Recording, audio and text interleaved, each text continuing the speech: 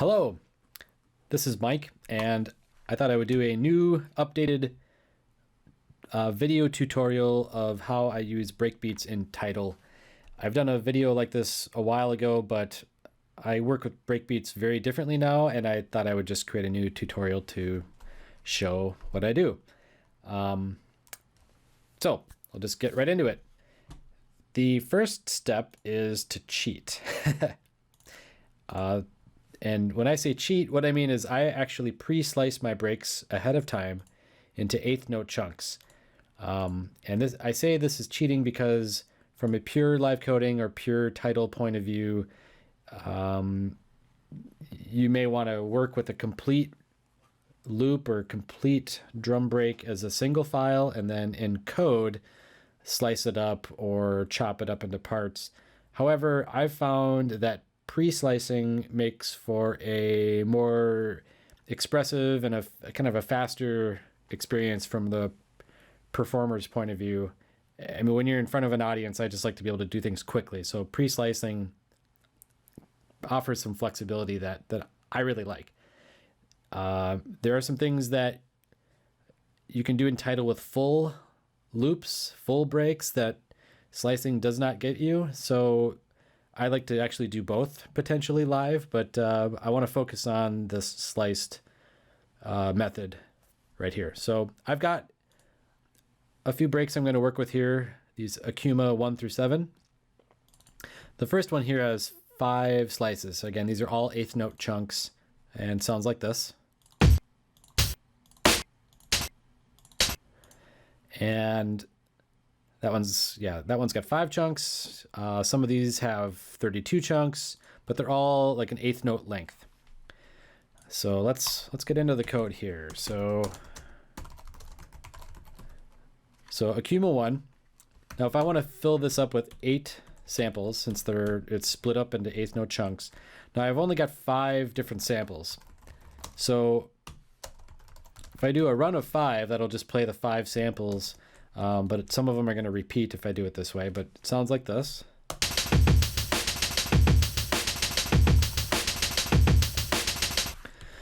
So it's kind of spreading that run of 5 over 8. So some of them repeat. If I do a run of 8, then the run will actually repeat back to the first sample after it reaches the 5th. And it sounds like this. So we're just changing the speed at which the samples are iterated through. If you want to add a little bit of variation, you can add some density to the run, which will make the run go faster. If I just do something like this, it sounds like this.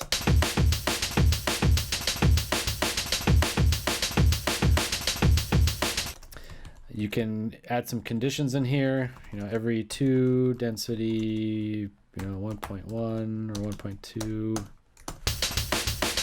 So you can add some conditional logic in there to vary things up that way.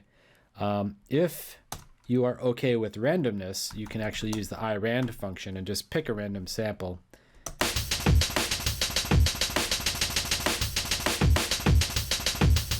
But if you'd prefer a more deterministic way of doing it, then density or using one of the conditional functions might be more of your thing. I'll just use iRand for right now. So that's cool. Already it's coming together kind of nicely. If you like this breakcore jungle style of thing, I'm using a BPM of 200 right now. Yeah. So now my slices are already close to this BPM. If I change to a much slower BPM, it's not going to sound right. So the tempo is slower, but the slices are kind of pre-made to play at a faster tempo. So to adjust for this, we can use the unit synth param and use the value of C. What this will do is it'll take each of the 8 samples being played and set them equal to the length of one full cycle. Now, that in itself is not good. It would make one sample 8 times longer than we want it. We want each sample to be exactly an eighth of one cycle. So in combination with unit, we specify a speed of 8. So this has like a multiplicative effect. I can't remember the last time I used the word multiplicative, so hope you enjoyed that. So what we're saying is stretch each slice to a full cycle and then multiply the playback speed by 8. So it really will then make each slice exactly 1/8, and sounds like this at our tempo of 140 BPM. So now if we change the tempo in real time, it should all just work.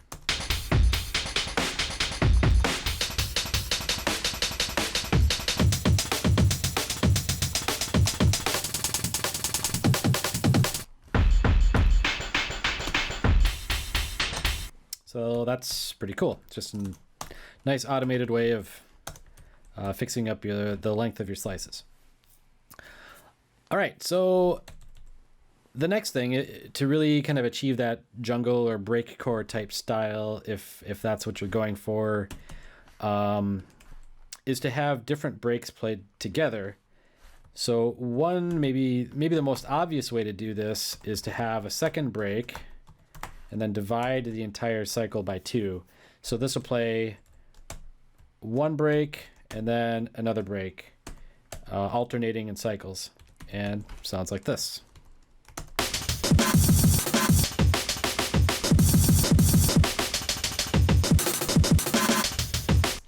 So that's kind of cool.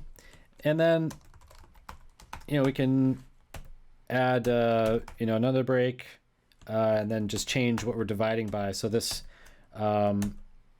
whatever we divide by, that number has to equal the number of samples in here to make sure that the number of slices per cycle stays at 8. And just it allows us to kind of iterate through the different break samples we've got.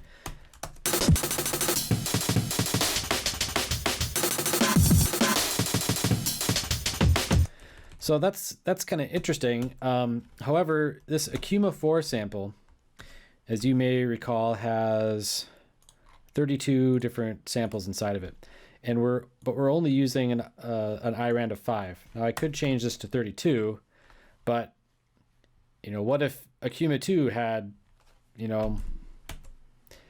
some other number? Basically now we're using a value greater than what these 1 and 2 breaks really need. It still works, but Dirt is doing some caching behind the scenes now that it doesn't need to, or it's loading more samples than it actually needs to. So, and the other thing is that this doesn't allow you to be as flexible with each of these breaks, and it also makes for a longer pattern, and I like to keep things short. So let's go back to this. So what I like to do here is I like to use the slow cat function, which just takes an array of sounds or an array of patterns like so. So I can put my 3 breaks in like this, and now each break can have a different IRAND value if I so choose. So what slowcat does is it concatenates each pattern together, one after the other, and it plays them at the original speeds. So it just plays one, then it plays the next, and then it plays the next, and then it wraps back to the beginning. And so that sounds like this.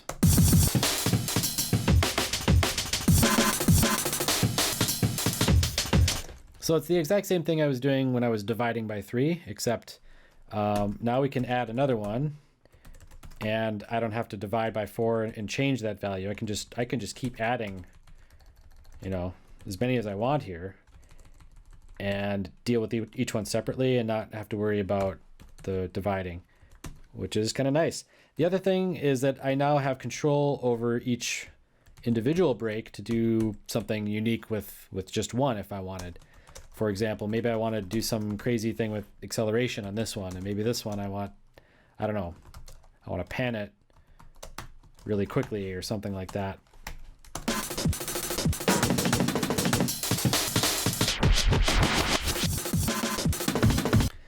kind of an extreme example, but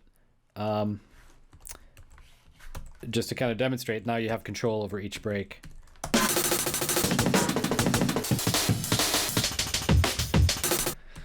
Okay, so now that we've got our concatenated set of breaks, then you can apply a function to the entire slow cat result. So one thing that I abuse terribly is I will use fold every and beat shifting to kind of have the entire result of that kind of move around in time.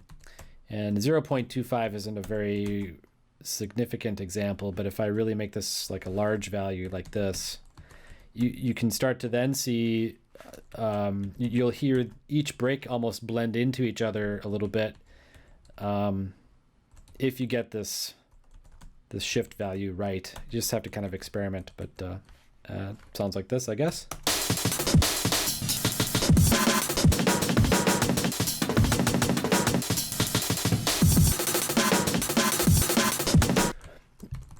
Yeah, so it just adds a bit of variation. And of course, I like to use slow spread, or you can put any kind of conditional effects or additional transforms in here to really make things interesting. You know, I'm just making this up. Maybe we'll do some coarse. And I don't know, chop, stut. So I like to affect the entire chain of breaks and just really put some transforms and effects on them.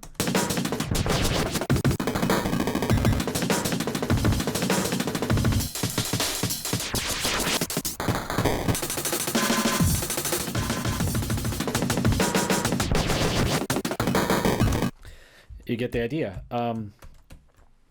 And then another thing, so I guess this is the last thing I want to mention.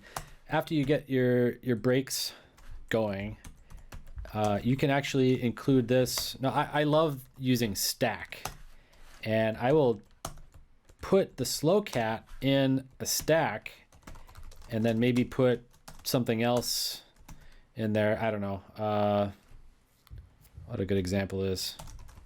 Let's just... I'm just making this up. So I'll create a baseline here, just a separate example.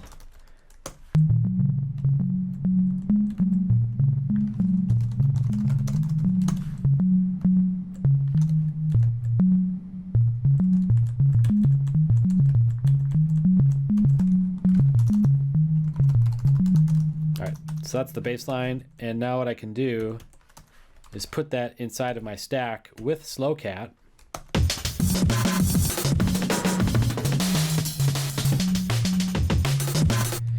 And I can then, you know, fold every or do some effects on top of the entire stack.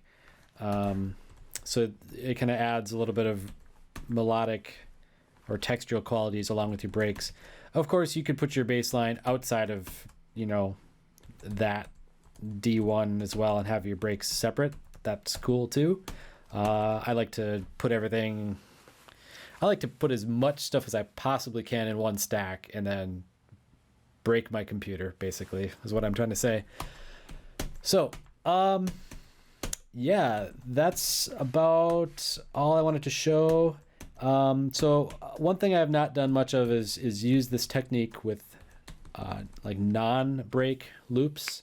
So if you slice up, let's say, some sort of, you know, synth line or bass line or vocals. Actually, vocals would be really cool to try slicing up. And, you know, do the same thing. Yeah. But anyway, this is how I use breaks these days. It's kind of fun.